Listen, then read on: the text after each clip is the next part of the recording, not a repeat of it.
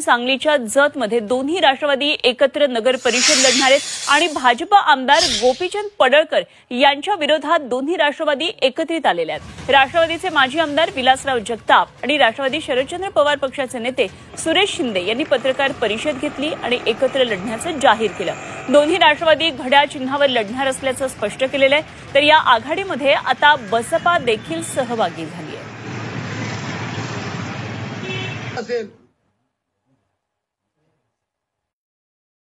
बसपा आहे त्यांनी मात्र त्यांच्या हाती चिन्हावर लढवायचं चाललंय। त्यांना जे सीटा मिळतील त्या पद्धतीने लढवतील। आम्हाला जे सीटा मिळतील आम्ही दोघं मिळून मेरिटनं सीटा काढू आणि ज्या सीटा आम्ही काढू त्या घड्याळ चिन्हावर लढू असं ठरलेलं आहे। आणि आमच्या ज्या सीटा येतील त्या माझ्या तुझ्या न म्हणता एकाच चिन्हावर घड्याळ चिन्हावर चांगल्या सीटा काढून ही निवडणूक एकतर्फी करण्याचा आमचा प्रयत्न आहे। आमचे आणि